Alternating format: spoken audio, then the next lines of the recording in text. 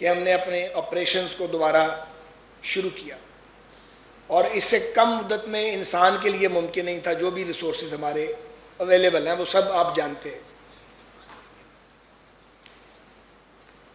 इस माली साल में पाकिस्तान रेलवेज़ की फाइनेंशियल पोजीशन को बहुत बुरी तरह झटके लगे हैं। आप जानते हैं कि इस बार जब हमें रेलवे वापस मिली और हमने इसको शुरू किया तो खसारा 47.5 अरब पे पहुंच चुका था और रेवेन्यू 60 बिलियन था 21-22 का। ये वो बात है जो रिकॉर्ड का हिस्सा है, आपको पता है। लेकिन इस बरस डीजल की कीमतें नाकाबिले यकीन हद तक ऊपर गई और पाकिस्तान रेलवेज़ का ऑयल बिल जो 21-22 में 20 अरब रुपए से ज़ायद था, 20 बिलियन प्लस ऑयल बिल, वो 22-23 में अगर कीमतें 21-22 की पोजीशन पे वापस नहीं जाती तो वो 36 बिलियन होगा, यानी 20 अरब की बजाय 36 अरब रुपया देना पड़ेगा सिर्फ ये पेट्रोलियम मसनूआत की मद में, अगर ये कीमतें 21-22 की पोजीशन में नहीं जाती। अभी तो एक छोटा सा फॉल आया, अभी और भी फॉल आएंगे, अल्लाह करे दुनिया में सूरत हाल स्टेबल हो, तो अदरवाइज़ ये 16 अरब रुपए की हिट है सिर्फ ऑयल बिल के अंदर। इसी तरह डॉलर रेट जो ऊपर गया है उससे हमारी अदायगियों का तवाज़ुन बहुत बुरी तरह मुतासिर हुआ है और ये ऐसे झटके हैं जो नाकाबिले बर्दाश्त हैं। ऑलरेडी सिचुएशन ये है कि जब मैं अभी आया था चंद माह पहले तो वापस हमें ये इसका चार्ज मिला तो 20-20 के वाजिबात भी अदा करने वाले थे, वो क्लियर हुआ बड़ी मुश्किल से। 20-21 के फेज़ में हम चले गए हैं। जो लोग रिटायर्ड हो चुके हैं कि पहले 20-21 वालों को फारिग करें, फिर पैसे आए तो 20-22 वालों को फारिग करें, तो ये बड़ी खौफनाक सूरत हाल है और उस पर रही से कसर सैलाबों ने पूरी कर दी है। यानी कई हफ्ते तक रेल ऑपरेशन बंद रहा है, रोज़ाना कई करोड़ रुपए का रेवेन्यू लॉस हुआ है रोज़ाना। और ये आप वो सारी बातें हैं जो रिकॉर्ड का हिस्सा, जिसके आप सारे विटनेस हैं। तो फिर अब रास्ता क्या था रेलवे को कंटिन्यू करने का, चलाने का, इसका पहिया चलाने का? एक तो रास्ता ये है कि हम भी जाके हाथ फैला दें, पर हाथ कहाँ फैलाएं जाके, कहाँ पैसे मांगने जाएं?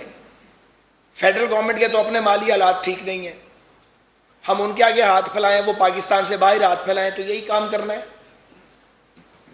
तो हमने एक शऊरी फैसला किया कि ये जो नुकसानात हुए हैं गोई हमारी हैसियत से बहुत बढ़ के हैं, लेकिन हम इसका मुकाबला करें और अपने आप को ऑर्गेनाइज करें, अपनी कॉस्ट्स पे कट लगाएं और अपनी अर्निंग बढ़ाएं, और कोई दूसरा रास्ता नहीं है।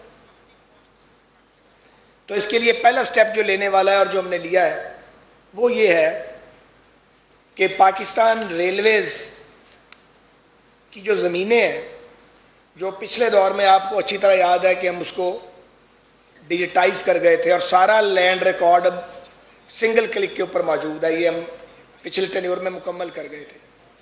ऑनरेबल सुप्रीम कोर्ट के एक ऑर्डर के तहत ये हुक्म जारी किया जा चुका है कि रेलवे लैंड जो है वो सिर्फ रेलवे के कोर बिजनेस के लिए इस्तेमाल होंगी।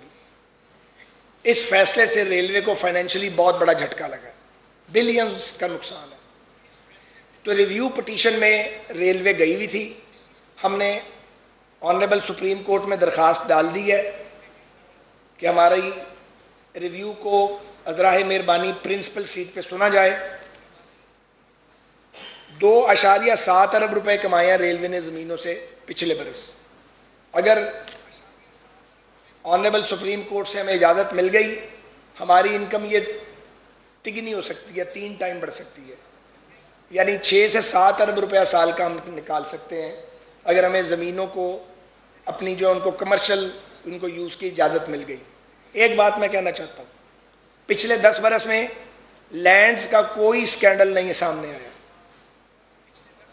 क्योंकि 13 में जो हमने SOPs बनाई थी, फॉर्म अप किया था और लैंड को डिजिटाइज किया था और एक रेलवे में कल्चरल चेंज आई थी वो मेरे बाद भी वो एक रेजिस्टेंस डिपार्टमेंट के अंदर से आई है, और 10 साल में कोई रेलवे की ज़मीनों का स्कैंडल सामने अल्हम्दुलिल्लाह नहीं आया।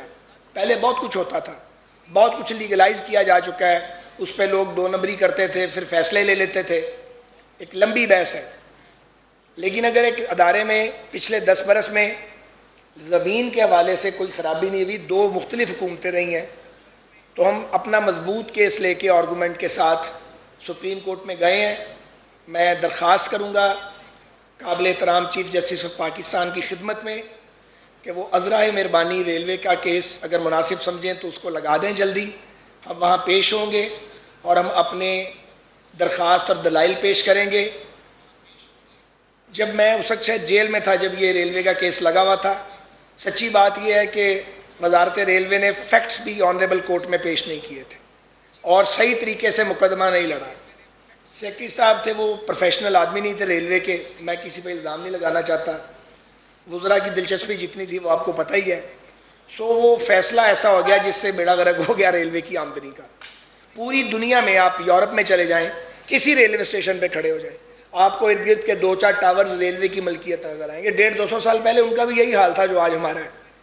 वो आगे निकल गए, हमने किया ही कुछ नहीं। तो ये रेलवे लैंड्स को आप जानते हैं कि 99 ईयर लीज पे पाबंदी 13 में हमने लगा दी थी, लेकिन मिड टर्म लीज लाजमी है। अगर आप 15 साल 18 साल 20 साल के लिए जगह नहीं देंगे आपको प्रीमियम नहीं मिलेगा। प्रीमियम मिलेगा तो आपका निज़ाम चलेगा। कोई चीज़ नहीं बेचनी, कोई ज़मीन 99 ईयर लीज पे नहीं देनी, लेकिन मिड टर्म पे दें, क्योंकि अगर ये पड़ी रही ज़मीनें तो रेलवे के पास इतनी सलाहियत नहीं है कि ये 2.25 लाख एकड़ से ऊपर ज़मीन है, ये सारी को प्रोटेक्ट करे।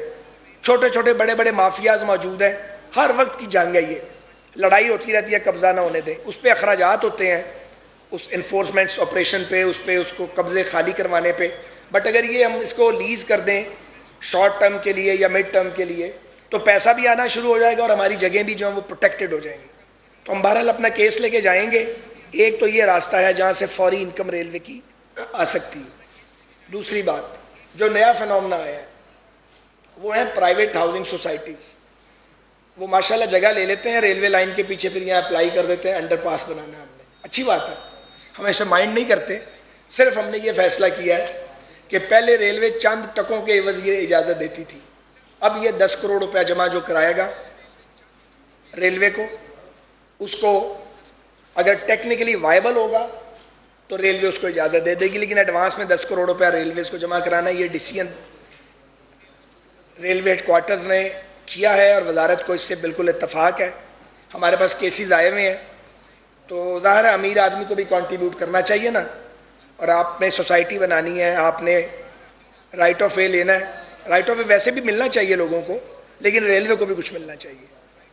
तो उसमें और भी हमने डाला है कि अगर वो साथ होगा तो फेंसिंग भी वो करेंगे, उसको उसकी ग्रीन बेल्ट भी मेंटेन करेंगे ताकि ट्रैक्स साफ़ सुथरे हों और मेंटेन्ड हों, उनके इर्द गिर्द एक अच्छा माहौल बने। तो ये भी एक डिसीजन यहाँ पे हमने किया है जिस पे अमल दरामद शुरू हो गया है। तीसरा जो मामला है वो है आपका फ्रेट ऑपरेशन। फ्रेट में रेलवेज के किराए रोड ट्रांसपोर्ट से कम रहेंगे, ये इसकी हम गारंटी देते हैं, और रीजनेबल हद तक कम रहेंगे। लेकिन इतने कम नहीं रह सकते कि रेलवे की ऑपरेशनल कॉस्ट पूरी ना हो। लॉस मेकिंग ट्रेन नहीं चल सकती, मैं बड़े अदब से अर्ज करूँ। सियासतबाजी के लिए, नुमाइश के लिए रोज़ नई ट्रेन चलाएं और वो लॉस मेकिंग ट्रेन हो, ये मुमकिन नहीं है हमारे लिए। सो फ्रेट ट्रेन अब चल रही हैं फुल टर्म पे, माशाल्लाह इनकम शुरू हुई है। तो फ्रेट के जो किराए हैं वो रोड ट्रांसपोर्ट से कम रहेंगे, लेकिन जहाँ जहाँ रैशनलाइज करना पड़ा वहाँ वहाँ रेलवे रैशनलाइज करेगी, क्योंकि इतना बड़ा लॉस या तो मंगते बन जाएं जाके हम, या हर वक्त ग्रांट लेते रहें। अभी तक हमने कोई ग्रांट नहीं ली, आपको पता होना चाहिए सरकार से। बिली तो मना नहीं करेंगे, लेकिन अगर सरकार के पास ना हुआ तो क्या रेलवे का पहिया बंद करना, चलाना तो है ना। आप जानते हैं तकरीबन 10 लाख लोगों का इससे रोज़गार वाबस्ता है। आपके 62,000 मुलाजम हैं, आपके 1.25 लाख आपके पेंशनर हैं, उनकी फैमिलीज़ हैं, वो लोग हैं जो रेलवे के साथ इनडायरेक्ट बिजनेस करते हैं, बहुत बड़ी तादाद है। तो रेल का पहिया रवां रहेगा तो तकरीबन 5.5-6 करोड़ इसके ट्रेवलर्स हैं, उनको भी सहूलत रहेगी, कनेक्टिविटी भी रहेगी, कारोबार का पहिया भी चलेगा और लोगों के घर के चूल्हे भी जलेंगे। तो इस तनाजुर में हम मुख्तलिफ इकदाम कर रहे हैं। बाज़ जब ट्रेन जब हमने चलाई हैं तो उनके किरायों में हमने कुछ रद्दोबदल किया है, मगर उसके बगैर गुजारा नहीं है, क्योंकि आखिर कहीं से तो पैसे आने हैं ना जी, तभी आप इस निज़ाम को चलाएंगे।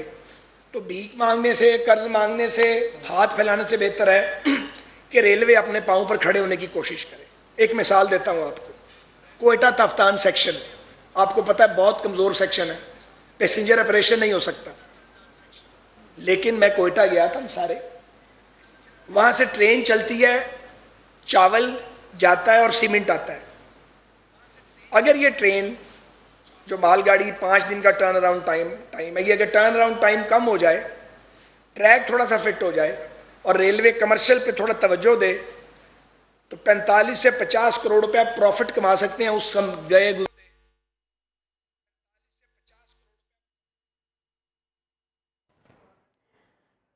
वज़ीर रेलवे ख्वाजा साद रफ़ीक मीडिया से गुफ्तगू कर रहे थे और उनकी जानिब से ये कहा गया कि इस बरस डीज़ल की कीमतें नाकाबिल यकीन हद तक ऊपर गई हैं। पाकिस्तान रेलवे का ऑयल बिल 36 अरब तक जा पहुंचा है। रही सही कसर सैलाब ने पूरी कर दी है। साद रफ़ीक की जानिब से ये भी कहा गया कि ट्रेनें बंद होने से करोड़ों रुपए का नुकसान हुआ है। हमने अखराजात कम करने और आमदनी बढ़ाने का फैसला किया है। 2.7 अरब रुपए पिछले साल रेलवे ने ज़मीनों से हासिल किए। ये रकम 6 से 7 अरब तक पहुँचाई जा सकती है। हमने नज़रसानी के लिए सुप्रीम कोर्ट में पटिशन दी है। चीफ जस्टिस से अपील है कि दरख्वास्त की फौरी समाअत करे। सोसाइटी की इजाज़त के लिए 10 करोड़ रुपए देना होंगे। साद रफ़ीक की जानिब से ये भी कहा गया कि फ्रीट किराए रोड ट्रांसपोर्ट से कम रहेंगे और जहाँ जहाँ नेशनलाइज करना पड़ा वहाँ हम करेंगे। आपको ये बताते चलें कि साद रफ़ीक प्रेस कॉन्फ्रेंस कर रहे थे, उनकी जानिब से ये कहा गया कि इस बरस डीज़ल की कीमतें नाकाबिल यकीन हद तक ऊपर गई हैं। पाकिस्तान रेलवे का ऑयल बिल 36 अरब तक जा पहुंचा है। वज़ीर रेलवे की जानिब से ये कहा गया।